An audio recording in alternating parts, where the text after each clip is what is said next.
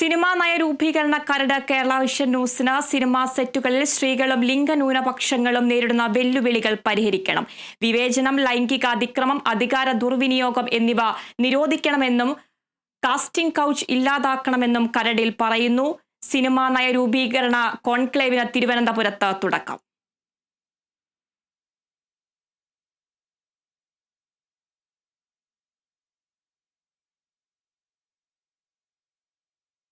വാർത്തയുടെ കൂടുതൽ വിശദാംശങ്ങൾ.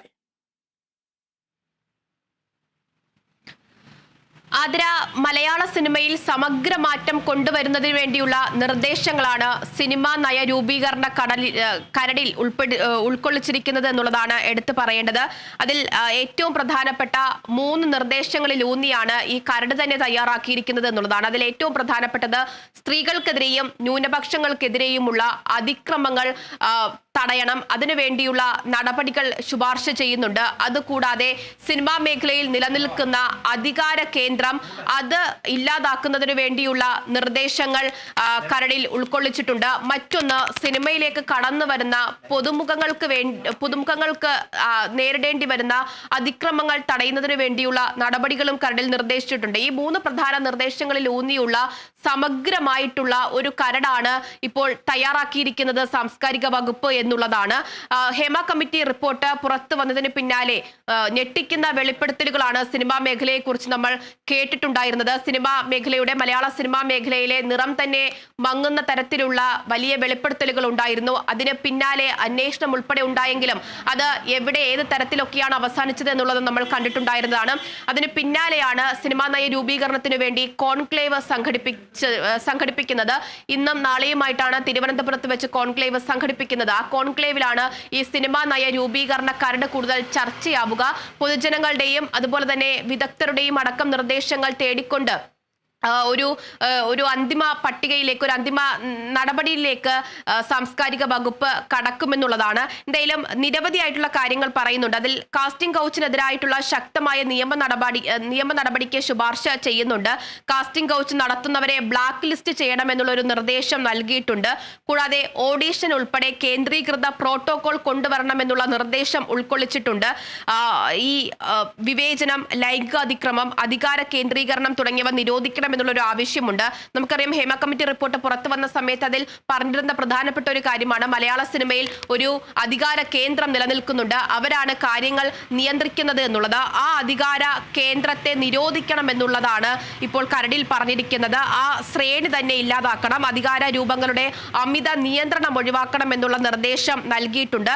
എല്ലാ സംഘടനകൾക്കും ഏകീകൃത പെരുമാറ്റ ചട്ടം കൊണ്ടുവരണം എന്നുള്ള നിർദ്ദേശമാണ് നൽകിയിരിക്കുന്നത്. സിനിമാ മേഖലയിൽ തന്നെ നിലനിൽക്കുന്ന നിരവധിയായിട്ടുള്ള സംഘടനകളുണ്ട്. അവർക്ക് ഓരോരുത്തർക്കും ഓരോ നിയമം അല്ല വേണ്ടത്.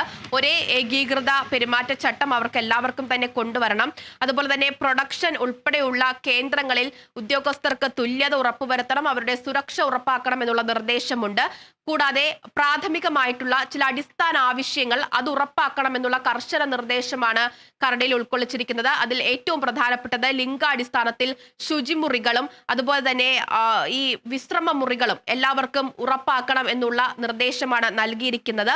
കൂടാതെ പുരുഷാധിപത്യ മേഖലകളിൽ ന്യൂനപക്ഷങ്ങൾക്കും സ്ത്രീകൾക്കും കൂടുതൽ പങ്കാളിത്തം വേണം, അവരുടെ പങ്കാളിത്തം വർദ്ധിപ്പിക്കണം എന്നുള്ള നിർദ്ദേശം നൽകിയിട്ടുണ്ട്.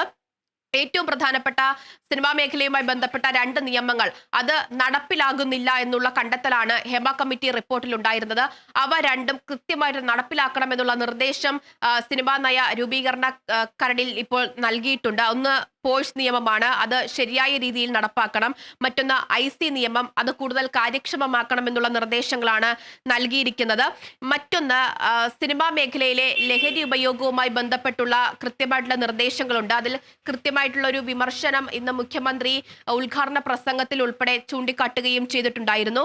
ലഹരി ഉപയോഗത്തിൽ അത് ഉപയോഗിക്കുന്നവർക്ക് കൗൺസിലിംഗും റീഹബിലിറ്റേഷനും നൽകണമെന്നുള്ള നിർദ്ദേശവും ശുപാർശയും ഉൾക്കൊള്ളുന്നത് കൂടിയാണ് ഈ കരട്. കൂടാതെ ദിവസവേതനക്കാരെ ചൂഷണം ചെയ്യുന്നത് തടയാൻ കമ്മീഷൻ ഏജന്റുമാരെ നിയമിക്കണമെന്നുള്ള നിർദ്ദേശം നൽകിയിട്ടുണ്ട്. മറ്റൊന്ന്, ഈ കാസ്റ്റിംഗ് കൗച്ച് ഒരു പ്രധാന പരാതിയായിട്ട് ഉന്നയിക്കപ്പെട്ടതായിരുന്നു. അതിനെതിരെ കർശന നടപടിയാണ് ഇപ്പോൾ ഈ നിർദ്ദേശിച്ചിട്ടുള്ളത് കരടിൽ. അതിൽ സ്റ്റുഡിയോയിലും ഓഡീഷനിലും കാസ്റ്റിംഗ് ഡയറക്ടർമാർ വേണമെന്നുള്ള നിർദ്ദേശമുണ്ട്.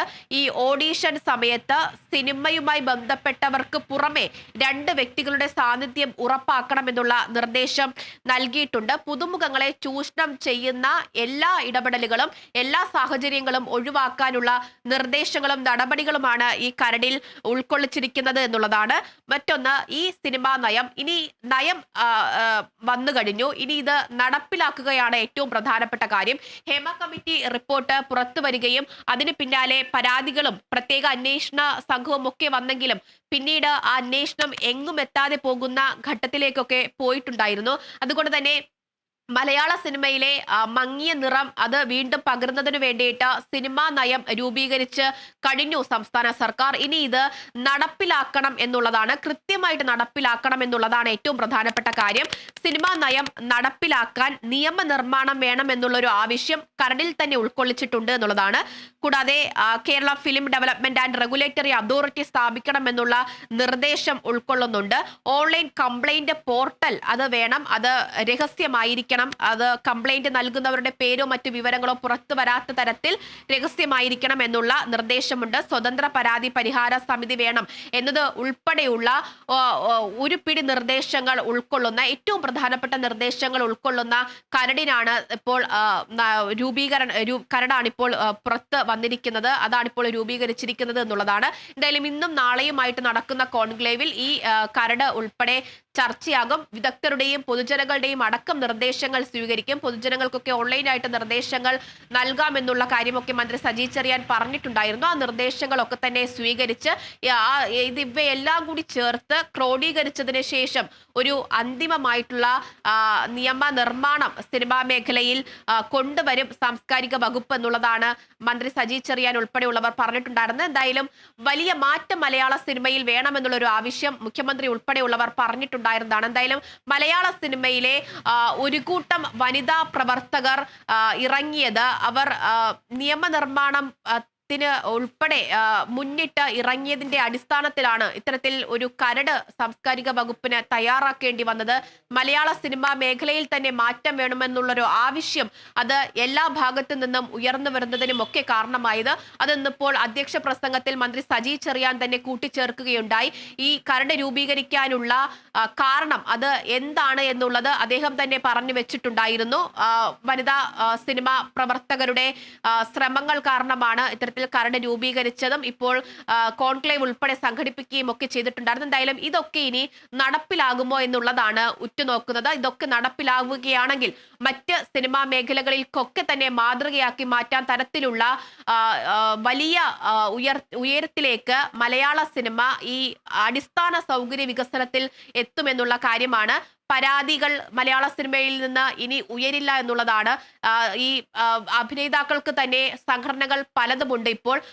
അതിന്റെ ഒക്കെ തന്നെ ആവശ്യം പിന്നീട് ഇനി അങ്ങോട്ട് വരില്ല എന്നുള്ളതാണ് ഈ കരട് നടപ്പിലാകുകയാണെങ്കിൽ. എന്തായാലും സമഗ്രമായിട്ടുള്ള കരടിനാണ് ഇപ്പോൾ രൂപം നൽകിയിരിക്കുന്നത്. ഇനിയിപ്പോൾ ഈ കരട് ഉൾപ്പെടെയുള്ളവ ഇന്നും നാളെയുമായിട്ട് ഈ കോൺക്ലേവിൽ ഉൾപ്പെടെ ചർച്ച ചെയ്യും. ശരി, സൂര്യഗായത്രി. സിനിമാ നയ രൂപീകരണ കരട് കേരള വിഷൻ ന്യൂസിന് സിനിമാ സെറ്റുകളിൽ സ്ത്രീകളും ലിംഗന്യൂനപക്ഷങ്ങളും നേരിടുന്ന വെല്ലുവിളികൾ പരിഹരിക്കണം, വിവേചനം, ലൈംഗിക അതിക്രമം, അധികാര ദുർവിനിയോഗം എന്നിവ നിരോധിക്കണമെന്നും കാസ്റ്റിംഗ് കൗച്ച് ഇല്ലാതാക്കണമെന്നും കരടിൽ പറയുന്നു. സിനിമാ നയ രൂപീകരണ കോൺക്ലേവിന് തിരുവനന്തപുരത്ത് തുടക്കം.